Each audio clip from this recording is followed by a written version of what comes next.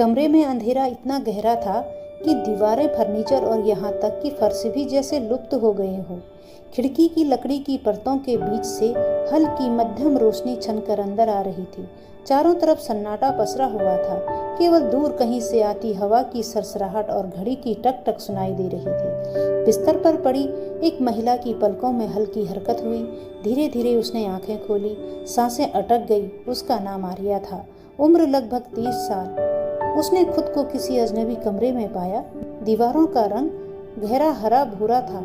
कोनों में धुंधले साए फैले थे और छत पर मकड़ी के जाले जैसी बारीक रेखाएं थी। तभी उसने महसूस किया कि उसके हाथ व पैर कसकर रस्सी से बंधे हुए थे। आर्या का दिल तेजी से धड़कने लगा। ये क्या हो रहा है? उसकी आवाज कांप रही थी। घबराहट में उसने इधर उधर देखा। बगल में एक युवक बैठा हुआ। अंधेरे की वजह से उसका चेहरा साफ नहीं दिखाई दे रहा था। कौन हो तुम? मुझे क्यों बांधा है? कोई है? बचाओ! आर्या ने जोर से चिल्लाया। युवक चेयर से उठा और दरवाजे की ओर बढ़ा।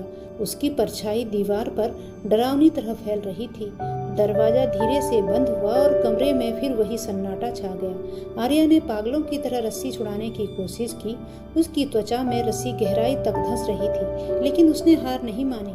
उसकी हलचल में मेज पर रखा पानी का जग गिर गया और फोटो फ्रेम टूटकर फर्श पर बिखर गया।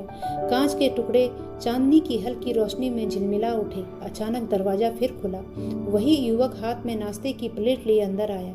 उसके कदम शांत और ठहराव वाले थे और उसकी परछाई दरवाजे की रोशनी में और भी रहस्यमयी लग रही थी। पास मत आना! आर्या ने कांपते हाथों से टूटे कांच का टुकड़ा उठाकर चेतावनी दी। युवक रुक गया। उसने कुछ नहीं कहा, केवल शांतिपूर्वक बाहर चला गया। कुछ देर बाद दरवाजा फिर खुला।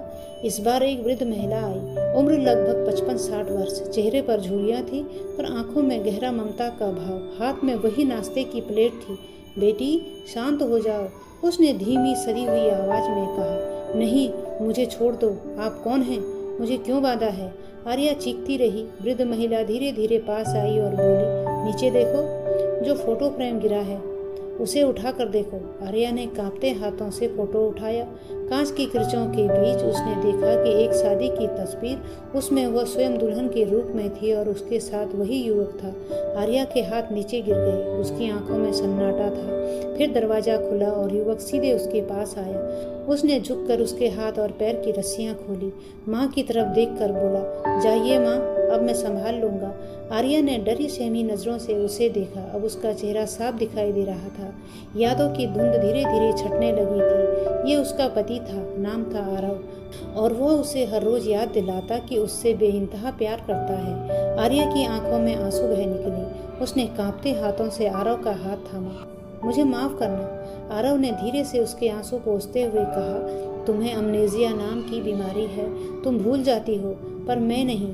हमारा प्यार कभी भूल नहीं सकता। आर्या की यादें धीरे धीरे जुड़ने लगी। उसे अपनी बीमारी याद आई। वह रोज नई नई चीजें भूल जाती थी। कभी अपना घर, कभी अपने पति, कभी अपने पिछले पलों की स्मृतियाँ।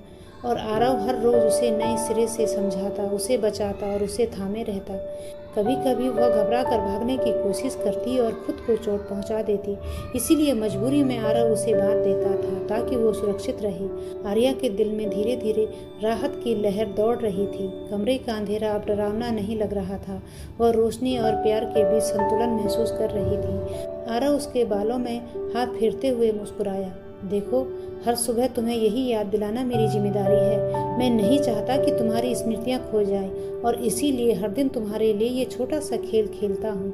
आर्या ने हंसते हुए कहा, ये खेल कभी कभी मुझे डराता भी है, पर अब मैं समझ गई हूँ कि तुम हमेशा मेरे साथ हो। वृद्ध महिला पास आई और प्यार से आर्या को गले लगा लिया। बेटी, तुम्हें सुरक्षित रखना ही हमारा पहला कर्तव्य है। चाहे कितनी भी मुश्किल आए, हम हमेशा तुम्हारे साथ हैं। आर्या की आंखों से आंसू बह रहे थे। इस बार राहत और प्यार के कमरे में अब केवल प्यार, सुरक्षा और यादों की रोशनी थी। अंधेरा डरावना नहीं, एक सन्नाटे भरी मोहक दृष्टि बन रही थी। आर्या ने महसूस किया कि उसके पति और माँ का प्यार उसकी सुरक्षा का सबसे मजबूत कवच था। आरव ने धीरे से कहा, हमेशा याद रखना, चाहे तुम कितनी भी चीजें भूल जाओ, मैं और माँ हमेशा तुम्हारे साथ हैं, और मैं हर सुबह तुम्हें यही याद दिलाने के लिए यहाँ हूँ। आर्या ने उसकी आंखों में देखा और हंसते हुए कहा, मैं अब डर नहीं रही।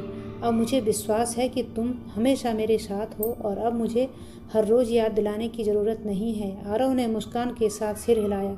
शायद नहीं, लेकिन मैं हर दिन तुम्हारे लिए ये करूँगा, क्योंकि प्यार कभी नहीं भूलता। कमरा अब शांत था, अंधेरा अब डरावना नहीं बल्कि एक कोमल शांति में बदल चुका था।